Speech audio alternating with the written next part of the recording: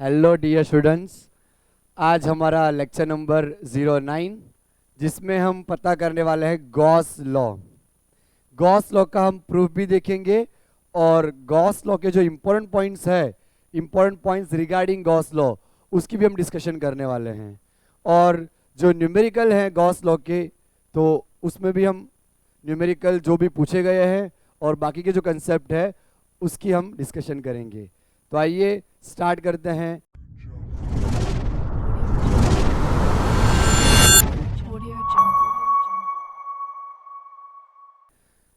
बच्चों, स्टार्ट करने से पहले लास्ट लेक्चर में हमने एरिया वेक्टर के बारे में पढ़ा था कि area vector always outside the surface आता है।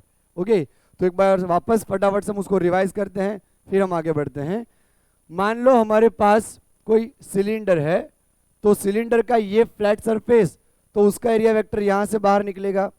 ये सिलेंडर का ये फ्लैट सरफेस, तो उसका एरिया वेक्टर यहाँ से बाहर निकलेगा। और ये कर्वेचर है, तो उसका एरिया वेक्टर आप नीचे लो, ऊपर लो, चाहे नीचे लो, दोनों एक ही बात होगी। ठीक है। अगर हमारे पास क्यूब है, हमारे पास क्यूब है, तो ये फ्लैट सरफेस का एरिया वेक्टर ऊपर इसका आपकी तरफ होगा, इस वाले फेस का मेरी तरफ होगा, इस वाले फेस का इस तरफ, इस वाले फेस का इस तरफ, और डाउन साइड का डाउन साइड। इस तरह से जितने भी हमारे शेप हैं उनका एरिया वेक्टर उस हिसाब से होता है। ठीक है बच्चों, अब हम यहाँ पे गॉस लॉ स्टार्ट करने जा रहे हैं। तो आप सोच रहे होंगे कि ये गॉस लॉ क्या है। तो गॉस लॉ जो है वो हमारे चार्ज पार्टिकल को अगर हम प्लेस करते हैं किसी पर्टिकुलर सरफेस, इसमें either surface should be symmetric और non symmetric, it doesn't matter, तो उसके अंदर से कितनी लाइंस बाहर निकल रही है या टोटल फ्लक्स कितना उसके अंदर एनक्लोज चार्ज हो या उसको हमने एक्सटर्नल फील्ड में रखा हो, कितना फ्लक्स लिंक करता है उसके अंदर, वो फाइंड करने के लिए गॉस लॉ हम पढ़ते हैं। ठीक है। तो गॉस लॉ, ओके बच्चों, जर्मन फिजिसिस्ट, फिजिसिस्ट भी बोल सकते हैं, मैथमेटिक्स भी थे, कार्ल फ्रेडरिच गॉस ने ये लॉ बताया था। जो गॉस थे, जो मैथमेटिक्स में बहुत ही पावरफुल थे, इसलिए उनको प्रिंस ऑफ मैथमेटिक्स भी कहा जाता था। ओके, तो गॉस ने ये बताया था कि कोई भी क्लोज सरफेस हो तो उसमें से फ्लक्स कितना लिंक करता है, वो हम यहाँ पे डिस्कस कर रहे हैं। तो पहले मैं आपको गॉस लॉ का स्टेटमेंट बताऊंगा, फॉर्मूला बताऊंगा, फिर हम उसका प्रूफ करेंगे। ठीक है। तो गॉस लॉ का फॉर्मूला ये है, फाई नेट, जो फ्लक्स है लिंक होने वाला बॉडी से, वो कितना आएगा, तो enclosed charge upon epsilon zero, ये हमारा फॉर्मूला होगा, enclosed charge upon epsilon zero. Okay, यानी बच्चों फ्लक्स जो है वो केवल और केवल एनक्लोज्ड चार्ज पे ही डिपेंड करेगा। ठीक है, एनक्लोज्ड चार्ज पे डिपेंड करेगा, और किस चीज पे डिपेंड करेगा या नहीं डिपेंड करेगा, वो सारी चर्चा हम करने वाले हैं इस सेशन में। देखो बच्चों, इसका स्टेटमेंट भी इंपॉर्टेंट है, अगर बोर्ड में आ जाए तो हमें स्टेटमेंट भी लिखना पड़ता है। हमारे एक बार सीबीएसई बोर्ड में पूरा डेरिवेशन आया था, तो आपको बोर्ड के लेवल पे भी मैं करा दूं, फिर हम क्वेश्चंस करते हैं। ठीक है, कि किस डिफरेंट डिफरेंट तरह के क्वेश्चन हमें आ सकते हैं। तो बच्चों, इसका स्टेटमेंट ये है कि net flux passing through any enclosed surface, अब एनक्लोज सरफेस हमारी इमेजिनरी सरफेस होती है, इमेजिनरी, और इमेजिनरी सरफेस को ही हम गॉसियन सरफेस बोलते हैं। ओके, जो सरफेस हम चूज करेंगे गॉस लॉ अप्लाई करने के लिए, that is called Gaussian surface. ठीक है, तो वो हमारी गॉसियन सरफेस होगी। तो गॉसियन सरफेस, तो क्या लिखा हमने, net flux passing through any enclosed surface is 1 upon epsilon 0 times of enclosed charge by it, enclosed charge by it। अब बच्चों मैं आपको एक्सप्लेन करता हूं। गॉस लॉ में हमारा जो नेट फ्लक्स आएगा ना, टोटल फ्लक्स, पूरी सरफेस का फ्लक्स, तो वो फ्लक्स कितना होगा, तो हमारा जो एनक्लोज चार्ज है, एनक्लोज का मतलब होगा उसके अंदर का charge. It is very important point. अंदर का जो चार्ज होगा, एनक्लोज चार्ज, वो 1/ε0 के मल्टीप्लाई में आएगा, उतने टाइम्स आएगा। ठीक है, अगर मान लो हमारा नेट चार्ज 5 है तो 5 टाइम्स ऑफ 1/ε0, यानी क्या हो जाएगा 5/ε0। तो स्टेटमेंट आपको अच्छे से याद रखना है, net flux passing through any enclosed surface that should be an imaginary surface, that is called Gaussian surface, is 1/ε0 times of enclosed charge by it। उसके अंदर जो चार्ज होगा एनक्लोज चार्ज, उसके 1/ε0 टाइम्स होगा। यानी आप ऐसा भी बोल सकते हो, the ratio of enclose charge to vacuum permittivity is called net flux. ठीक है, समझ आई बात? ओके, तो ये हमारा गॉस लॉ का स्टेटमेंट था। अब हम उसका प्रूफ करते हैं। बच्चों हम क्या करेंगे कि एक स्फीयर कंसीडर करेंगे, स्फीयर के अंदर सेंटर पर एक पॉजिटिव प्लस क्यू चार्ज रखेंगे और उसकी वजह से कितना फ्लक्स जनरेट होता है, ठीक है, उसकी सरफेस पे कितना फ्लक्स लिंक्ड होता है, उसकी ऊपर से हम ये प्रूव करेंगे। तो ये आप नोट कर लो, स्टेटमेंट बहुत ही इंपॉर्टेंट है। अब हम आगे बढ़ते हैं। गॉस लॉ का ये मैं टाइटल रहने देता हूं और हम उसका प्रूफ करने वाले हैं। अब तो इसको मैं मिटा देता हूं। अब मैं डायग्राम ड्रॉ करूंगा, एक एनक्लोज्ड सरफेस ड्रॉ करूंगा, फिर हम गॉस लॉ को यहाँ पे प्रूव करेंगे। ओके बच्चों, मान लो हमारे पास ये एक स्फीयर है। अब इसके अंदर सेंटर में पॉजिटिव चार्ज रखा है, तो क्या होगा, इलेक्ट्रिक फील्ड निकलेगा उसके अंदर से, यहाँ पे यहाँ पे यहाँ पे यहाँ पे, आगे और पीछे हर जगह, रेडियली आउटवर्ड। अगर मैं पॉजिटिव रखता हूँ ना बच्चों, रेडियली हर जगह पे, ये पूरे जो टकला है इसके ऊपर से नीचे से हर जगह से फ्लक्स निकलेगा, कोई भी जगह बाकी नहीं बचेगी। ओके, हर जगह से फ्लक्स निकलेगा।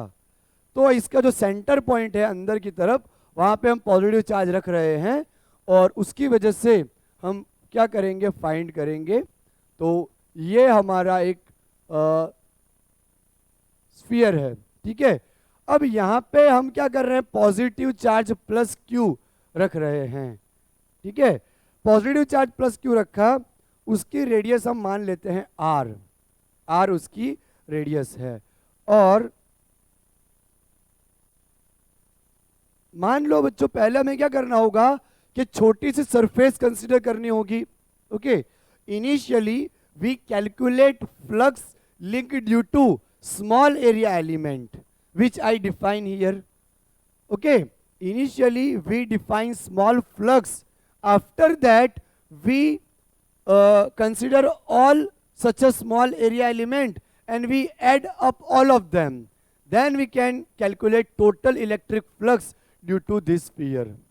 हम क्या करेंगे, छोटे छोटे एरिया एलिमेंट को कट करेंगे और ये सारे छोटे छोटे एरिया एलिमेंट आएंगे, उन सबको हम ऐड कर लेंगे, तो उसकी वजह से जो फ्लक्स निकलेगा वो हमारा एनक्लोज्ड सरफेस का फ्लक्स होगा। समझ आ रही है ना बात? तो आइए हम स्टार्ट करते हैं। पहले तो हम कंसीडर करेंगे, ये बोर्ड के लिए लिखना सब जरूरी होता है, लेट कंसीडर और consider plus Q charge at centre of R radius sphere. Okay, हमने आर रेडियस स्फीयर पे प्लस क्यू चार्ज कंसीडर किया है। Initially we calculate flux due to small area element as shown in figure. Okay, as shown in figure. अब देखो बच्चों, मान लो यहाँ पे एक पी पॉइंट है, इतना सेगमेंट हमने लिया है, पहले हम वहां पे फ्लक्स कैलकुलेट करते हैं। तो as it is a positive charge, electric field is outward, हर तरफ यहाँ वहाँ हर जगह पे क्या होगा, इलेक्ट्रिक फील्ड रेडियली आउटवर्ड होगा परपेंडिकुलर टू सरफेस। तो ये हमारा है, और यहाँ पे हमारा जो सेगमेंट है उसका एरिया इस तरह से है, तो परपेंडिकुलर आएगा उसका कंपोनेंट एरिया वेक्टर का, तो हमने उसी तरफ ले लिया। बच्चों जरूरी नहीं कि आप पॉइंट यहीं पे लो, अगर आप पॉइंट यहाँ पे लेते तो भी वही कहानी आती, इलेक्ट्रिक फील्ड इस तरफ और ये हमारी फ्लैट सरफेस होगी इसके लिए, तो एरिया वेक्टर हमारा यहाँ पे भी बाहर निकलता है इस तरह से, तो दोनों सेम डायरेक्शन में आए। आप यहाँ भी ले सकते थे उसको, तो कोई भी पॉइंट लो सेम कहानी आएगी इसकी। तो अब देखो हमें स्मॉल फ्लक्स लेना है डेल्टा फाई, तो क्या हो जाएगा, दोनों की डायरेक्शन सेम, तो E dot delta S dot को हम निकाल देंगे, तो कॉस 0 कॉस थीटा आएगा, थीटा की वैल्यू सेम आएगी because electric field and surface area both are parallel to each other, तो कॉस 0 हमारा 1 हो जाएगा ई डेल्टा एस। तो it is flux link due to this small element. ठीक है, अब बच्चों मैं डायग्राम को थोड़ा बिगाड़ रहा हूँ, गंदी कर रहा हूँ, क्योंकि मैं आपको एक्सप्लेन करना चाहता हूँ कि पूरा फ्लक्स कैसे निकलेगा। ये तो हमने सिर्फ इसकी वजह से कैलकुलेट किया। मान लो मैं ऐसा ही सेम एलिमेंट यहाँ ले लूँ, ऐसा ही सेम एलिमेंट यहाँ ले लूँ, ऐसा ही सेम एलिमेंट यहाँ ले लूँ, ऐसा ही सेम एलिमेंट यहाँ लूँ, इस तरह से जितने भी हमारे एलिमेंट बन रहे हैं मैं सबको ऐड करता जाऊँ, ऐड करता जाऊँ, ऐड करता जाऊँ, तो पूरा मेरा जो स्फीयर है वो कवर हो गया। ओके, तो बच्चों इसमें जो है वो ऐसे एक, ये जो है वो एक कोन है, देखो ऐसे में हर एक कोन को काटूंगा, इस तरह से हमारा कोन जो है इसका हम थोड़ा स्टडी कर रहे हैं। ठीक है, तो इस तरह से हम जितने भी कोन कट करते जाएंगे, काटते जाएंगे, अगर फिर सबको हमने ऐड कर लिया तो टोटल हमारा स्फीयर बन जाएगा, उसकी वजह से कितना फ्लक्स बाहर निकल रहा है वो हमें आइडिया आ जाएगा। ओके, तो now flux for flux due to entire sphere we can adding up all the small area element, हम सारे स्मॉल एरिया एलिमेंट को ऐड कर देंगे टोटल फ्लक्स फाइंड करने के लिए। तो total flux phi is equal to summation of all delta S. Summation भी बोल सकते हो आप, इसको इंटीग्रेशन के फॉर्म में भी लिख सकते हो, क्योंकि सबका समेशन हमारा क्या होगा, इंटीग्रेशन आ जाएगा। तो summation of all delta S that is equal to delta phi, लेकिन डेल्टा फाई हमारा क्या है यहाँ पे, ई डेल्टा एस। अब बच्चों ई को मैं बाहर निकाल लूँ यहाँ से, ई हमारा बाहर निकल जाएगा all summation delta S surface area delta S. अब बच्चों यू नो दैट स्फीयर जो है उसका हमारा सरफेस एरिया कितना आएगा, उसका हमारा सरफेस एरिया आएगा 4 पाई आर स्क्वायर। तो फाई हमारा मिल जाएगा E into 4 pi R square. Okay बच्चों, एक चीज मैं आपको यहां बताऊंगा कि हमने यहाँ पे पॉइंट चार्ज रखा हुआ है सेंटर पे, तो पॉइंट चार्ज की वजह से जो इलेक्ट्रिक फील्ड निकलता है उसका फॉर्मूला क्या आता है, करो करो याद करो, पॉइंट चार्ज के लिए, यस सही बोला आपने, क्या आएगा, K Q square upon R square. तो इसकी जगह पे हम रिप्लेस करेंगे यहाँ पे K Q upon R square, 4 pi R square.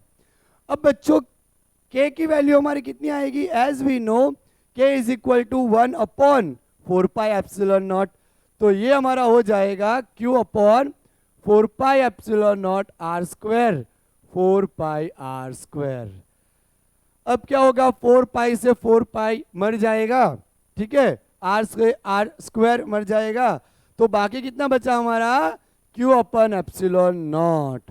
तो ये जो आया वो हमारा टोटल फ्लक्स आया, तो इसको हम बोलेंगे नेट फ्लक्स। और ये जो चार्ज हमारा है वो कहाँ का चार्ज है, अंदर की बात है ये, ठीक है, ये हमारा अंदर का चार्ज है, क्यू एनक्लोज्ड।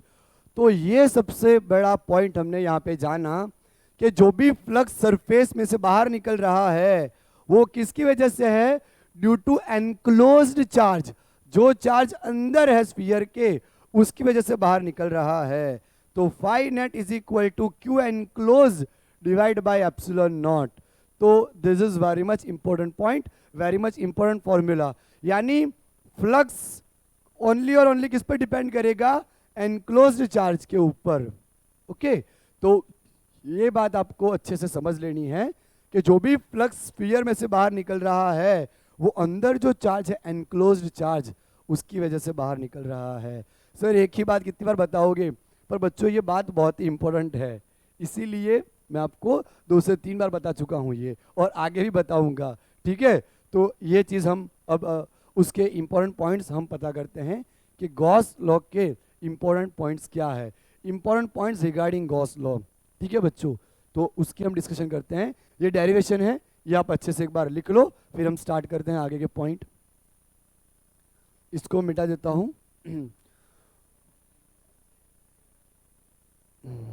बच्चों ये जितना भी आप अच्छे से करोगे ना उतना आपका कंसेप्ट पक्का होगा गॉस लॉ के लिए, और गॉस लॉ के ऊपर जितने भी क्वेश्चन आएंगे वो एकदम अच्छे से आप समझ पाओगे।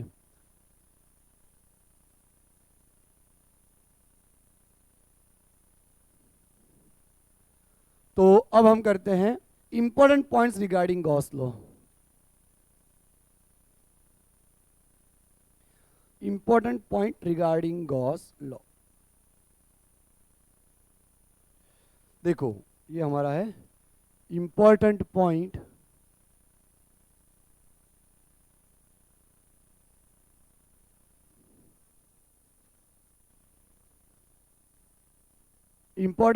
Regarding Gauss law. Gauss law में हम इंपॉर्टेंट पॉइंट लर्न करने वाले हैं कि गॉसियन सरफेस क्या होती है, उसका शेप साइज क्या होगा। ओके, तो बच्चों पहला पॉइंट हम करते हैं कि अगर हमें गॉस लॉ अच्छे से समझना है तो क्लोज सरफेस चाहे सिमेट्रिक हो चाहे नॉन सिमेट्रिक हो। देखो यहाँ पे मैं चार्ज रखता हूँ, पहला चार्ज हमारा प्लस क्यू है, दूसरा चार्ज मान लो अंदर ही है -Q2, तीसरा चार्ज मान लो बाहर है -Q3, ये चौथा चार्ज हमारा, और ये हमारा 5th चार्ज। ओके, तो यहाँ हमें ये जानना ज़रूरी है कि हमारा जो फ्लक्स आया नेट फ्लक्स, उसमें जो चार्जेस अंदर की तरफ हैं, ओके, वही मैटर करेंगे। यहाँ पे हमारा जो फ्लक्स आएगा that is only for enclosed charges. Okay, तो बच्चों एनक्लोज्ड चार्जेस कौन कौन से हैं यहाँ पे?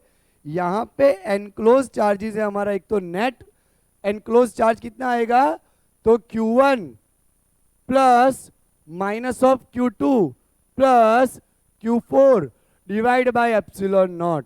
तो Q1 plus minus minus Q2 plus Q4 divide by epsilon 0। तो हमें यहाँ पे नेट फ्लक्स कितना मिलेगा? Q1 minus Q2 plus Q4 divide by epsilon 0, ये आएगा हमारा। समझ आया? बाहर के चार्ज से हमें कोई लेना देना नहीं है अगर हम सरफेस की वजह से फ्लक्स फाइंड कर रहे हैं। Okay, so outside charges are not provided any role for the flux due to close surfaces. तो ये बात आपके लिए काफी इंपॉर्टेंट है। ठीक है, अगर बाहर के पॉइंट की वजह से इलेक्ट्रिक फील्ड लेना होगा, इलेक्ट्रिक फील्ड अगर हमें चाहिए होगा, अगर इलेक्ट्रिक फ्लक्स की वजह से हमें इलेक्ट्रिक फील्ड की वजह से अगर हमें फ्लक्स लेना होगा तो हम पांचों पॉइंट को कंसीडर करेंगे। उसके लिए हम एक अलग से पॉइंट देखेंगे, लेकिन अभी आपको इतना याद रखना है कि flux linked due to this surfaces is only due to enclosed charges. जितने भी हमारे चार्ज अंदर की तरफ हैं Q1 minus Q2 plus Q4 divide by epsilon naught, हमारा नेट फ्लक्स इतना आएगा, वो आपको समझना है। ठीक है, हाँ। अब हम सेकेंड पॉइंट पढ़ते हैं।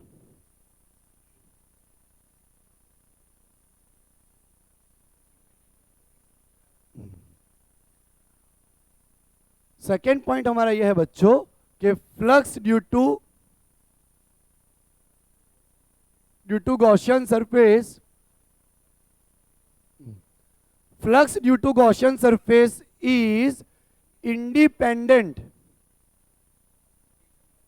of location of charges within Gaussian surface.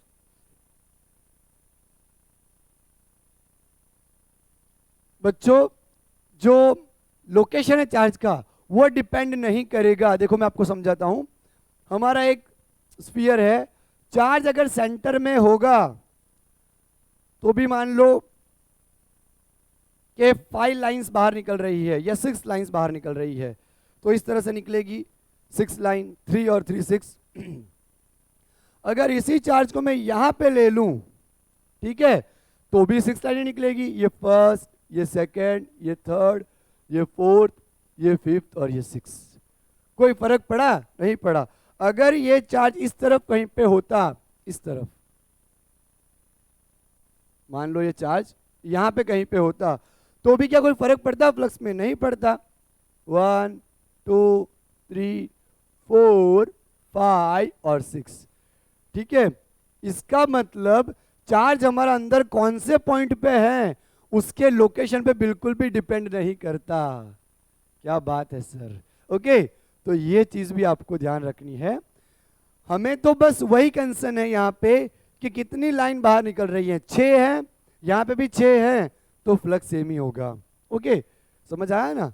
तो ये बात आपको ध्यान रखनी है। सिर्फ अगर चार्ज माइनस होगा तो इलेक्ट्रिक फील्ड की डायरेक्शन अंदर की तरफ होगी, ठीक है। अगर हमारा चार्ज माइनस हुआ तो सिर्फ डायरेक्शन इनवर्ड्स होगी, और पॉजिटिव हुआ तो डायरेक्शन आउटवर्ड होगी।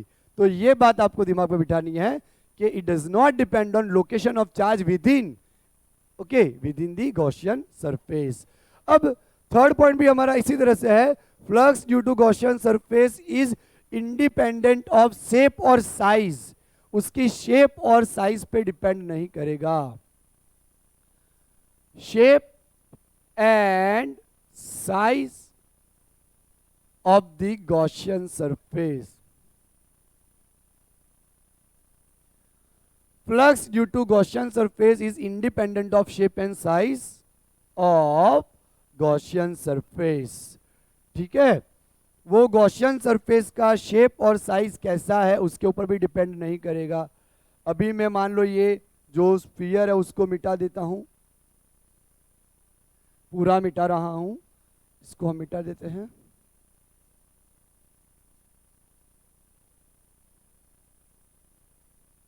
ओके, अब देखो बच्चों, मान लो हमारे पास ट्राइंगल है, ओके, तो भी फ्लक्स मान लो लाइंस हमारी 4 लाइंस बाहर निकल रही है तो वो निकलेगी।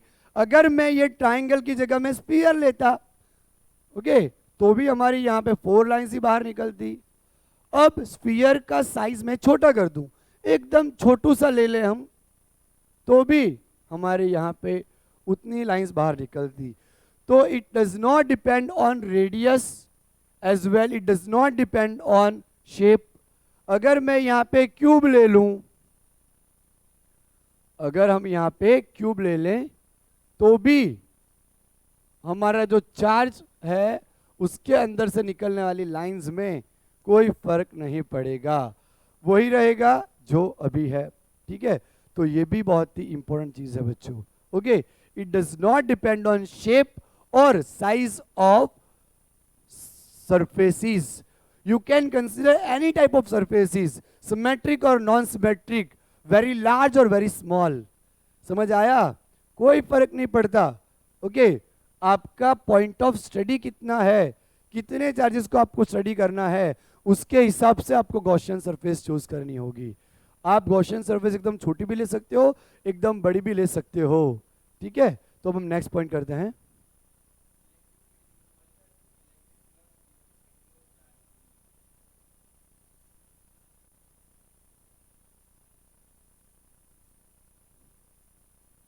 अब बच्चों जो थर्ड पॉइंट है, ये थर्ड पॉइंट था हमारा, मैंने इसी को डिफाइन करके लिखा था, मॉडिफाई करके। फोर्थ पॉइंट अब हमारा है, उसके लिए वापस ये डायग्राम बनाना पड़ेगा मुझे। अब देखो बच्चों,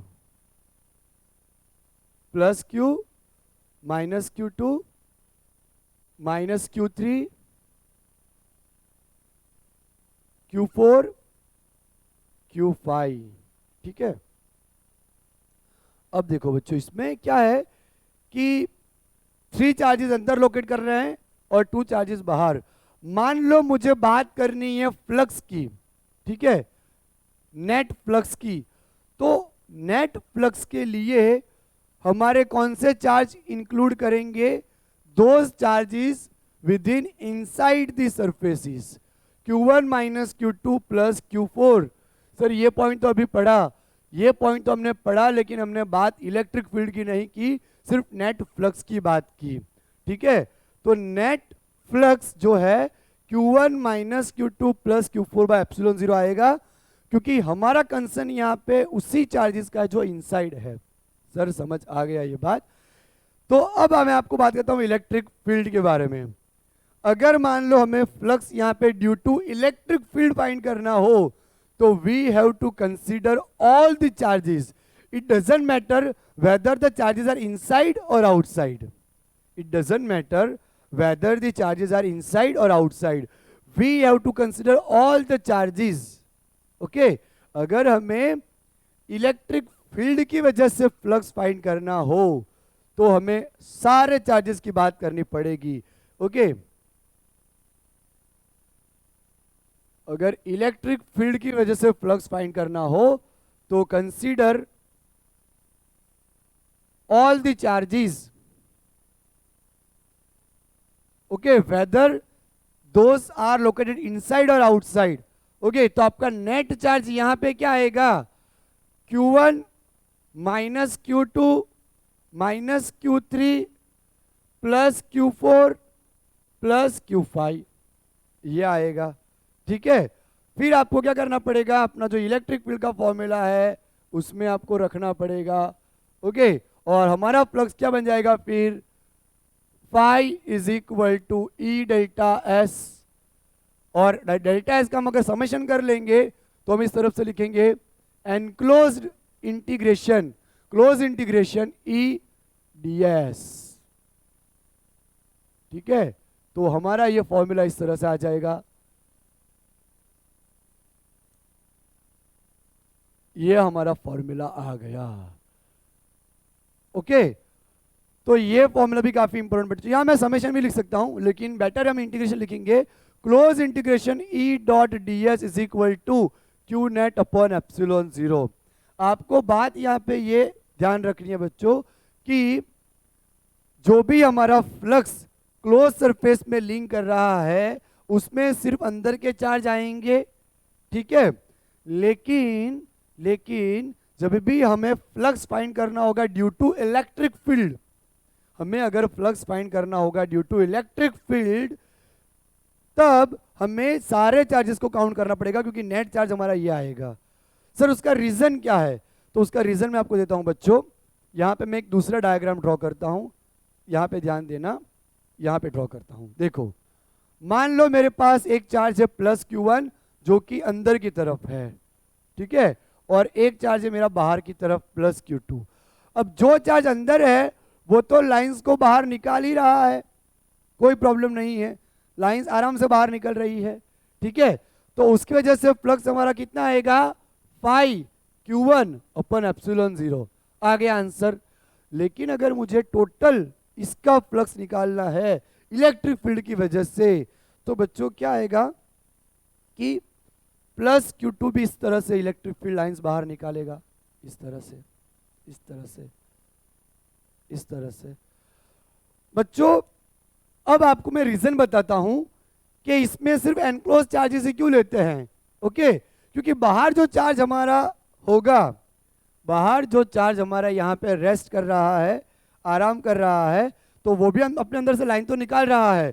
लेकिन सरफेस को आप ऑब्जर्व करो, सरफेस के अंदर 2 लाइन अंदर एंटर करी तो 2 लाइन बाहर भी निकली। ये फर्स्ट लाइन यहां से एंटर करी, यहां से बाहर निकली, सेकेंड लाइन यहां से एंटर करी, यहां से बाहर निकली। जितनी लाइन अपनी यहां पे अंदर एंटर कर रही है उतनी ही लाइन बाहर भी निकल रही है, तो फ्लक्स 0 ही आना है। समझ आया? तो इसी वजह से बाहर जो चार्ज होते हैं उनकी वजह से एनक्लोज्ड चार्ज का ही रोल होता है, बाहर वाले चार्ज की वजह से कोई रोल नहीं होता, क्योंकि उनकी वजह से तो फ्लक्स जीरो ही होना है, इसीलिए सिर्फ अंदर के जो चार्जेस हैं उनकी वजह से ही फ्लक्स आएगा। समझ आया ना? ओके, बाहर जो चार्ज है उसमें से जो लाइन निकल रही है वो सरफेस को जितनी लाइन अंदर एंटर कर रही है उतनी बाहर भी है। मैंने आपको लास्ट लेक्चर में भी बोला था कि whenever we place any close body inside the external electric field then net flux due to it will be zero। मैंने आपको सिलेंडर का एक एग्जांपल भी कराया था उसके लिए, तो यहाँ वही कंसेप्ट लगेगा कि मान लो ये ब्लू कलर का हमारा electric field external electric field है और वहाँ पे मैंने सरफेस को रखा है, तो ब्लू लाइंस की वजह से एनक्लोज सरफेस कोई फ्लक्स लिंक नहीं करेगा। तो ये हमारी बात थी जो कि काफ़ी इंपॉर्टेंट थी। अब मैं फिफ्थ पॉइंट वही लेता हूँ। फिफ्थ पॉइंट हमारा वही रखते हैं कि अगर किसी बॉडी को एनक्लोज्ड बॉडी को हम एक्सटर्नल इलेक्ट्रिक फील्ड में रखते हैं तो क्या होता है।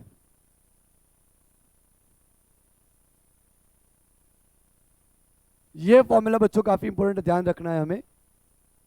देखो ये जो राइट साइड है उसका फ्लक्स जो है वो केवल और केवल एनक्लोज चार्ज पे डिपेंड करता है, और लेफ्ट साइड है उसमें इलेक्ट्रिक फील्ड हमारा क्या आएगा, के क्यू अपन आर स्क्वायर। बच्चों एक पॉइंट मैं यहाँ पे ये ले लेता हूँ, 6 नंबर का पॉइंट मैं ये ले लेता हूँ कि Gauss law is valid only for inverse squares law forces. Okay, Gauss law is valid, लिख नहीं रहा हूं, आप नोट कर लेना ऐसा हो तो। Gauss law is valid only for inverse square law type forces. Okay, inverse square law type forces मतलब क्या होता है, जिसके डिवाइड में डिनोमिनेटर में क्या आता है, आर का स्क्वायर आता है। जैसे कि ग्रेविटेशन लॉ, उसके फोर्स में भी क्या आएगा, Gm1m2 अपन आर स्क्वायर, और हमारा electrostatic force K(Q1Q2) upon R square, दोनों के डिनोमिनेटर में आर स्क्वायर आता है। तो गॉस लॉ सिर्फ उनके लिए ही वैलिड है जिनके डिनोमिनेटर में आर स्क्वायर आता हो। तो ये आपको याद रखना है, गॉस लॉ उनके लिए ही वैलिड होगा जो इनवर्स स्क्वायर लॉ को फॉलो कर रहे होंगे। तो ये हमारा 6 पॉइंट था।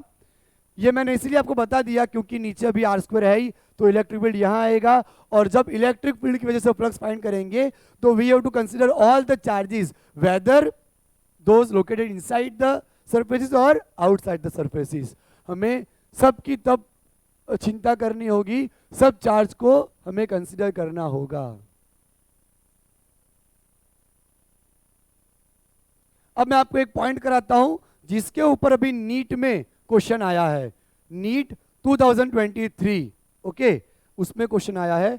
तो पॉइंट हमारा यही है 7th नंबर का पॉइंट कि whenever we placed any body in the external electric field flux linked due to that is zero। मान लो मैंने एक सिलेंडर रखा हुआ है और लाइन यहां से पास कर रही है,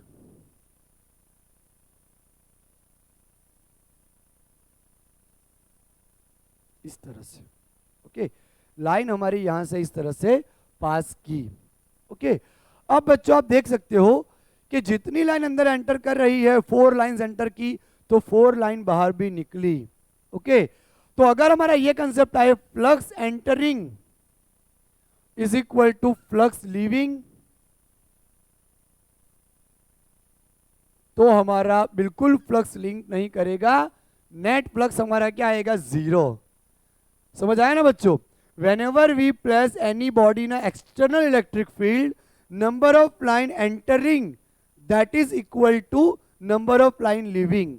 जितनी लाइन एंटर करेगी उतनी ही लाइन वहां से लीव भी करेगी, बाहर भी निकलेगी। इसी वजह से हमारा नेट फ्लक्स जो है वो क्या हो जाएगा, 0 हो जाएगा। लेकिन बच्चों मान लो कि ऐसा हो रहा है, ऐसा हो रहा है, लेकिन अंदर कोई चार्ज है। हमने इलेक्ट्रिक एक्सटर्नल इलेक्ट्रिक फील्ड में तो रखा है बॉडी को, लेकिन उसके अंदर चार्ज भी है, उसके अंदर चार्ज भी है, तब फिर ये सिचुएशन हमारी नहीं आएगी।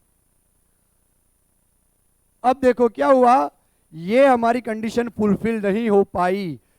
Flux entering is not equal to flux leaving.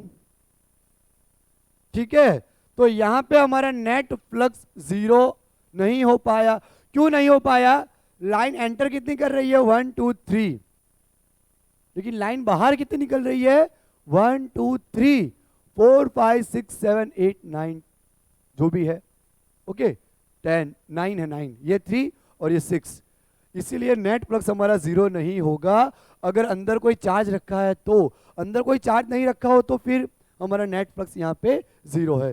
तो यहाँ पे हमारा नेट फ्लक्स कितना आएगा, Q अपन एप्सिलॉन नॉट, यानी वो डिपेंड करेगा अंदर वाले चार्ज पे, अंदर हमने कितना चार्ज रखा हुआ है उसके ऊपर डिपेंड करेगा। समझ आ रहा है ना? तो यही कंसेप्ट है पूरा कि अगर जितनी लाइन एंटर कर रही हो उतनी बाहर निकल रही है तो फ्लक्स जीरो है, अगर नहीं ऐसा है तो फ्लक्स जीरो नहीं है। इसी पॉइंट के ऊपर जो 7 पॉइंट मैंने आपको बताया, इसी के ऊपर अभी नीट 2023 में क्वेश्चन आया, तो हम क्वेश्चन करते हैं।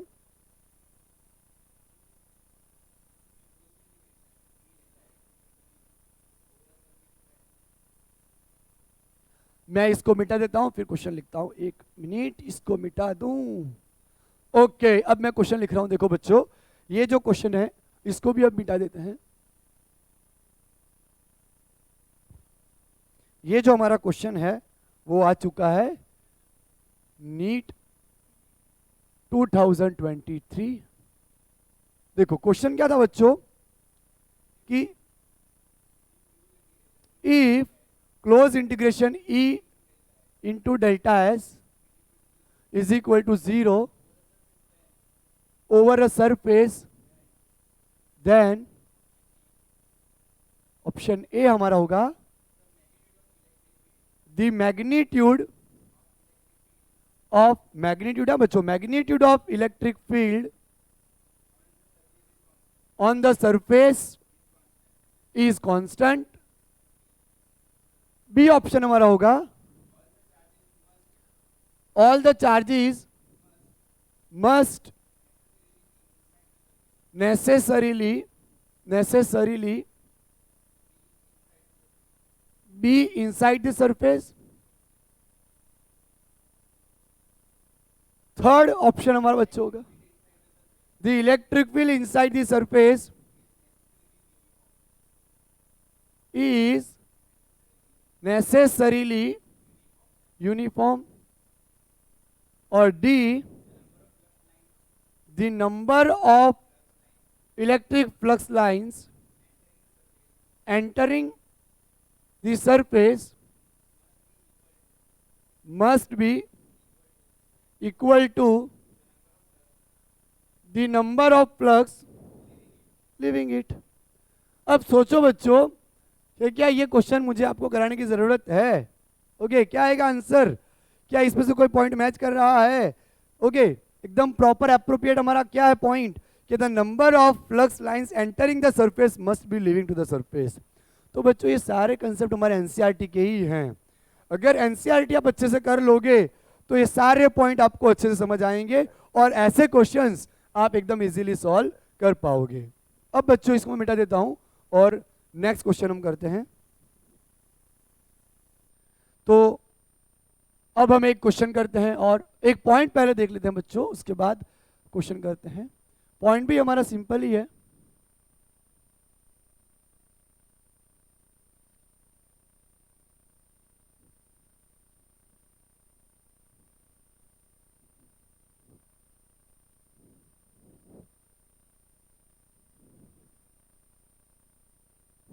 ओके, तो पॉइंट हमारा यह है कि अगर पॉजिटिव चार्ज होगा तो flux leaving the surfaces, flux surface को लीव कर रहा होगा, और अगर नेगेटिव चार्ज होगा तो flux coming to the surfaces, flux अंदर आ रहा होगा। ओके, तो ये हमारा एक पॉइंट था जो कि बहुत सिंपल पॉइंट है और इसका आपको आइडिया है ही। अब हम एक क्वेश्चन करते हैं। एक हमारा क्वेश्चन है find total flux through given cube. अब इसमें बच्चों पहले मैं ऑप्शन लिख लेता हूं। Q upon epsilon 0, 2 Q upon epsilon 0, Q upon 6 epsilon 0, Q upon two epsilon zero. Sir पहले क्वेश्चन तो बता दो। तो अब मैं बताता हूं क्वेश्चन। ये हमारा एक क्यूब है,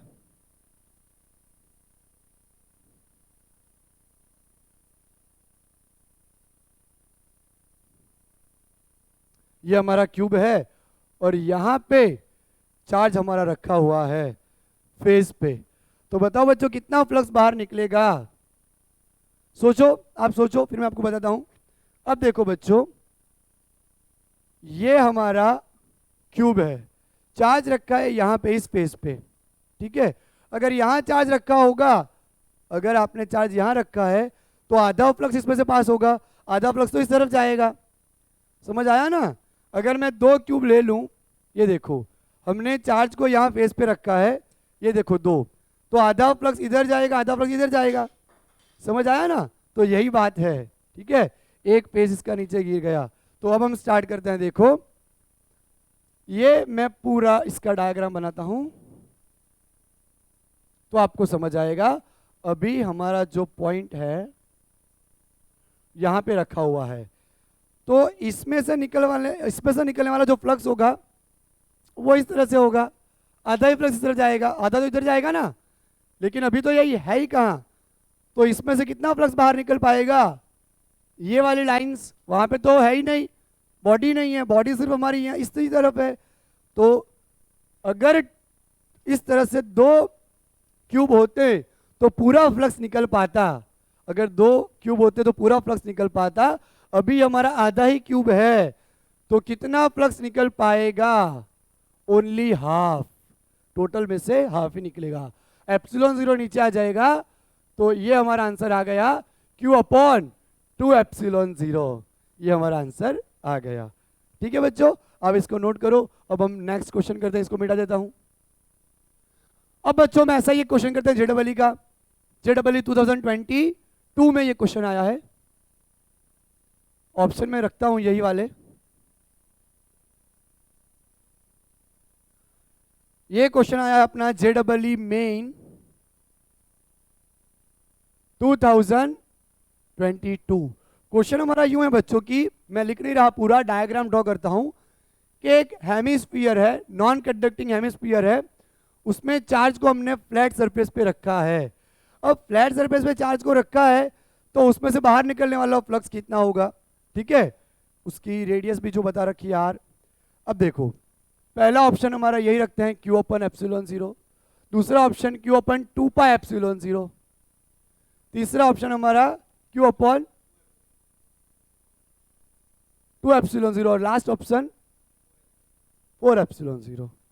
अब देखो आप सोचोगे क्या आएगा आंसर? हेमिस्फेरिकल सरफेस है, फ्लैट सरफेस की वजह से कितना फ्लक्स बाहर निकलेगा? Flux due to flat surface. सोचो सोचो, चलो मैं आपको बताता हूं कि ये हमारे पास एक हेमिस्फीयर है, ये देखो। तो मान लो कि मैंने यहां पे रख दिया और चार्ज इसके नीचे है, तो स्फीयर तो आधा ही है, स्फीयर आधा ही है, तो फ्लक्स भी कितना निकल पाएगा? नीचे तो फ्लैट सरफेस है तो नीचे से तो निकलेगा नहीं, आधे में से ही निकलेगा। तो यस, क्या आंसर आएगा? हाफ। ठीक है, तो ये हेमिस्फीयर का कमाल है, क्योंकि आधा फ्लक्स तो यहाँ से बाहर निकल ही नहीं पाएगा। ओके, फ्लक्स जो भी हमारा बाहर निकलेगा वो सिर्फ इतने रीजन में से ही निकलेगा। यानी अगर टोटल होता, पूरा स्फीयर होता तो पूरा निकल पाता। मान लो कि अगर ये स्फीयर होता तो ऊपर से भी निकलता, नीचे से भी निकलता, अगर चार्ज सेंटर में होता तो। लेकिन हेमिस्फीयर होने की वजह से हमारा जो भी फ्लक्स निकलेगा वो आधा ही निकलेगा, डिवाइड बाय 2 करना पड़ेगा। ये नीचे आ जाएगा तो Q अपॉन 2 एप्सिलॉन जीरो। ये बात आपको समझ में आई? तो अब हम करते हैं हमारा नेक्स्ट क्वेश्चन।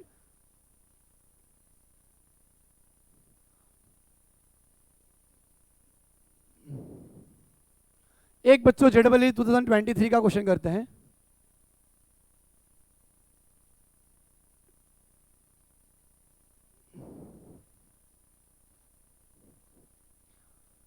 जेडबलई 2023 क्वेश्चन मैं लिख रहा हूं बच्चों, as shown in figure a cuboid lies in the region with electric field E is equal to 2x square I cap minus 4y j cap plus 6k cap Newton per coulomb. The magnitude of charge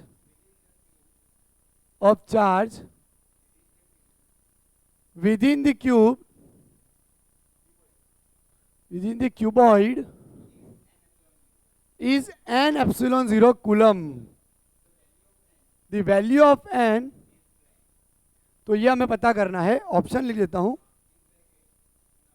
देखो बेटा बच्चों यहां पे ये भी बता रखा है, if dimension of cuboid is 1 into 2 into 3 metre cube. यहां पे ऑप्शन में बता देता हूं आपको, 10, 11, 12, 13. बच्चों में एक काम करता हूं, डायग्राम ड्रॉ कर लो ताकि हमारा समय ना बिगड़े, और फिर हम इसको करते हैं. ठीक है. ओके बच्चों, डायग्राम हमारा रेडी है, हम स्टार्ट करते हैं. ये देखो इस तरह से मैं बता रखा है. यहाँ पे कोऑर्डिनेट ये हमारा ओरिजिन पॉइंट है, तो 0,0,0 है. यहाँ पे हमारे कोऑर्डिनेट 0,2,0 है. यहाँ पे कोऑर्डिनेट 0,0,3 है, और यहाँ पे 1,0,0 है. ये हमारा एक्स एक्सिस, ये वाई, और ये जेड एक्सिस है. अब बच्चों जो बैक साइड का सरफेस है, बैक साइड का जो मैं यहाँ पे हाईलाइट कर रहा हूं,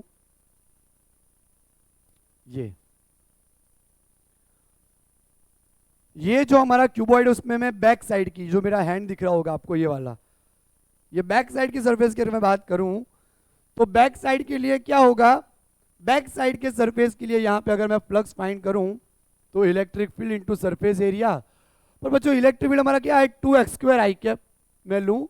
ओके, क्योंकि मैं पहला ही ओरिजिनेट ले रहा हूं 0, तो अगर मैं यहाँ पे 0 रख देता हूं तो पूरा फ्लक्स 0 आ जाएगा, उसकी वजह से, बैक साइड की वजह से.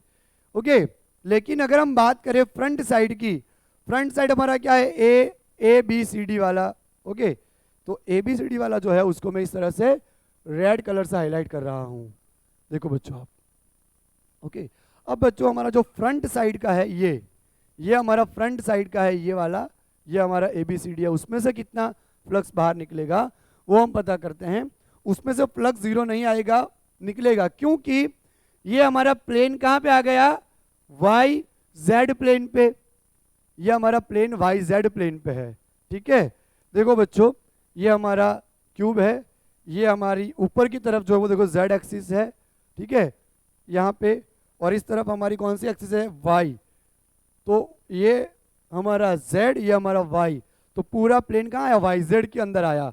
तो इसमें से निकलने वाला एरिया वेक्टर कहाँ होगा, आपकी तरफ. ओके, तेरी और, तो ये आपकी तरफ होगा. तो उसका अगर हम यहाँ पे फाइंड करें इलेक्ट्रिक फ्लक्स, तो देखो क्या आएगा, ई एक्स इंटू डेल्टा एस. अब देखो बच्चों, ई एक्स हमारा क्या है, 2x स्क्वायर आई कैप, 2x स्क्वायर आई कैप डॉट सरफेस एरिया हमारा क्या आएगा, इसका 2, हमें वाईजेड प्लेन में लिया है तो एरिया उसका लेना पड़ेगा, इसका 2 और इसका 3, 2 इंटू 3, और वो भी आई कैप ही आएगा क्योंकि सामने की तरफ है. इसका वेक्टर इस तरफ है ना आपकी ओर. तो 2 x की वैल्यू कितनी है, x की वैल्यू 1 है, 1 रख दो. i dot I 1, i dot I 1, 3 2 6, 1 का स्क्वायर 1 2, 6 2 12. तो हमारा फ्लक्स कितना लिंक किया, टोटल 12 प्लस 0 12. तो हमारा आंसर आएगा 12. ठीक है बच्चों, अब हम आगे बढ़ते हैं. इसको मैं मिटा देता हूं बच्चों, इसको मैं मिटा दूं और दूसरा क्वेश्चन भी लिख दूं ताकि हमारा समय ना बिगड़े. तो फिर हम करते हैं. ओके बच्चों, तो ये हमारा क्वेश्चन है, find total flux through a cube. And main question हमारा ये, मैंने 2 क्वेश्चन इंक्लूड किए हैं, लेकिन जो ऑप्शन है वो ये इसके हैं, flux through each face of the cube. हमने इस क्यूब के एक वर्टेक्स पे पॉजिटिव चार्ज रखा है. अगर वर्टेक्स पे रखा हो तो उसमें से निकलने वाला फ्लक्स कितना होगा वो हमें बताना है. ऑप्शन हमारे हैं Q/8 epsilon 0, Q/12 epsilon 0, Q upon 24 epsilon 0 और Q अपॉन 6 एप्सिलॉन 0। ओके, अगर हमने वर्टेक्स पे चार्ज को रखा है तो उसमें से फ्लक्स कितना निकलेगा। मान लो कि ये हमारा क्यूब है, ठीक है, और मैंने ये ब्लू कलर का हमारा चार्ज है उसको यहाँ पे वर्टेक्स पे रखा है, यहाँ पे ये देखो, तो इसके अंदर से कितना फ्लक्स बाहर आएगा वो हमें पता करना है। तो बच्चों एकदम सिंपल बात मैं आपको बता दूं ना, तो पहले थोड़ा सॉल्यूशन कर लेते हैं, फिर आपको शॉर्ट ट्रिक बताता हूँ कि किस तरह से आप कर सकते हो। देखो, पहले तो हमें क्या करना होगा, टोटल फ्लक्स फाइंड करना होगा। Total flux due to cube phi is equal to Q upon 8 epsilon 0। अब बच्चों 8 क्यों आएगा कि मान लो कि ये जो वर्टेक्स पे रखा है वो कितने क्यूब के कांटेक्ट में होगा, तो 8 क्यूब के। ओके, मेरी ड्राइंग बहुत गंदी है इसलिए मैंने यहाँ पे पहले से ड्रॉ कर लिया ताकि आपका समय भी बर्बाद ना हो, ओके, और मेरी इंसल्ट भी ना हो।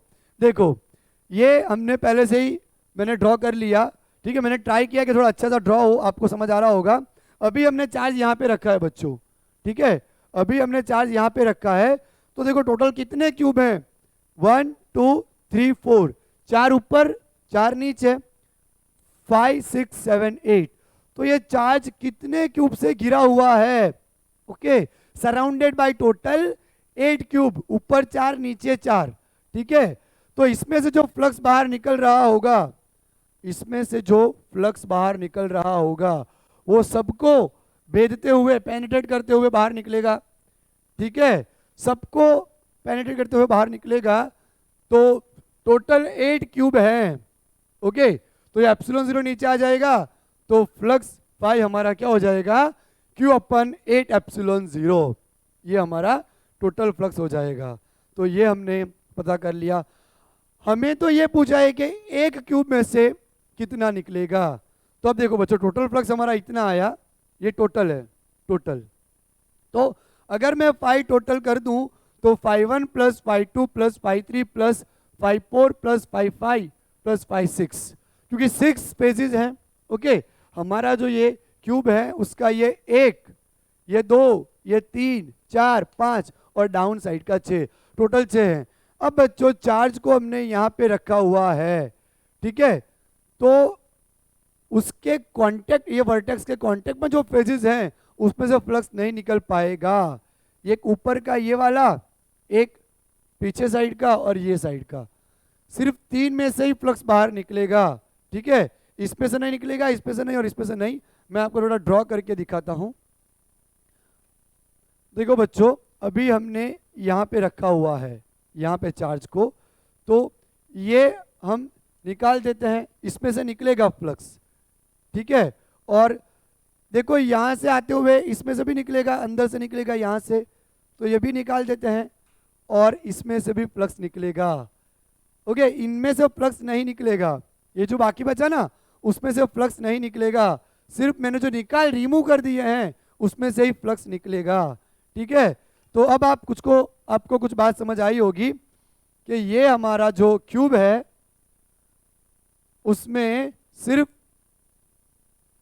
ये आगे वाले फेज में से निकल रहा है, ठीक है बच्चों, और एक जो हमारा है वो नीचे वाले फेज में से बाहर निकल रहा है, और एक जो है वो हमारा इस वाले फेज में से बाहर निकल रहा है। तो यहाँ पे सिर्फ 3 फेजेस की वजह से निकला, तो क्या हो गया, बाकी में से फ्लक्स निकल ही नहीं रहा, ओके, बाकी का जो है मैं यहाँ करता हूँ, इसमें से नहीं निकलेगा 0 फ्लक्स, इसमें से नहीं निकलेगा, और जो पीछे की साइड है, पीछे वाला पूरा ये, उसमें से फ्लक्स नहीं निकलेगा, ये वाला ये, उसमें से फ्लक्स नहीं निकलेगा। तो 3 की वजह से फ्लक्स 0 होगा, सिर्फ 3 की वजह से ही, इसकी वजह से ही निकल रहा है, तो उसमें से भी 5 5 5 फ्लक्स निकल रहा है, तो 3 5 हो गया, ओके, तो नीचे आ जाएगा हमारा, ठीक है। तो टोटल फ्लक्स हमारा कितना आएगा यहाँ पे 5/3, ओके। तो टोटल अगर मैं ले लूँ टोटल फ्लक्स, तो Q upon 8 epsilon 0 divide by 3, ये पूरा हमारा 5 है, 5 टोटल, ओके। तो 8 अगर हमारा नीचे आ गया टोटल ये हमारा है, अब मैं टोटल नहीं नेट लिखूंगा यहाँ पे, इसमें से निकलने वाला नेट। तो टोटल हमने यहाँ रख दिया, ओके। कितना है Q upon 8 epsilon 0 divide by 3, तो हो जाएगा 8 3 24 एप्सिलॉन 0। तो ये हमारा आ जाएगा नेट फ्लक्स, ओके। तो इतना हमारा फ्लक्स निकलेगा। तो आई होप मैंने ये कंसेप्ट समझने में पूरा अपना जोर लगा लिया है, ओके। ये कंसेप्ट समझना थोड़ा बहुत 3D इमेजिनरी है, इसलिए थोड़ा मुश्किल है। आई होप आपको अच्छे से समझ आया होगा। अब हम नेक्स्ट क्वेश्चन करते हैं बच्चों, इसको मैं मिटा देता हूं।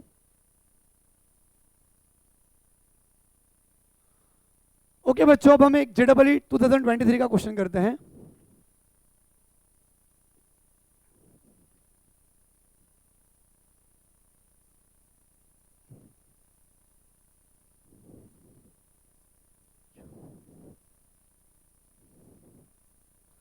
JEE 2023 का भी एक सिंपल सा क्वेश्चन आया है, वो हम कर लेते हैं। इसी तरह की से फेज पे अगर आपने चार्ज रखा हो और अलग अलग पॉइंट पे चार्ज रखा हो, तो आप इसी तरीके से सोच के उसको आप सॉल्व कर सकते हो, ठीक है।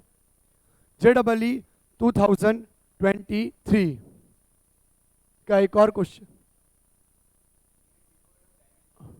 क्वेश्चन में लिखता हूं। In a cuboid of dimension 12 into 12 into L, a charge Q is placed at the center of the surface as having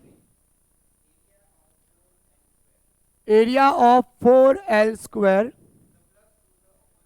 The flux to the opposite surface 2S is given by, option हमारे हैं Q upon 12 epsilon 0, Q upon 3 epsilon 0, Q upon 2 epsilon 0। बच्चों ऐसा question Q upon 6 epsilon 0, ऐसा question हमारे NCERT में भी है। ये मैंने एक ड्रॉ करा, इसका लेंथ थोड़ा 12 जितना है।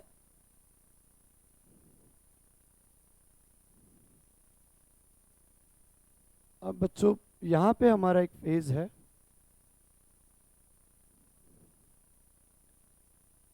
ये थोड़ा सा यहां आएगा,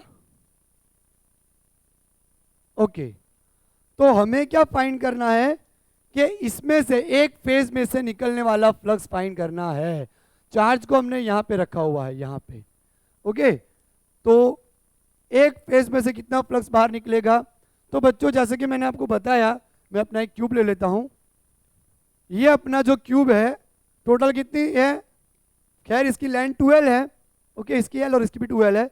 तो ये 1 2 3 4 5 और 6। तो मुझे पता करना है कि एक में से कितना निकल रहा है। तो मैं क्या करूँगा कि हमें सिर्फ एक का ही पता करना है कि इसमें से कितना फ्लक्स निकल रहा है। तो मैंने इसको निकाल दिया, ओके।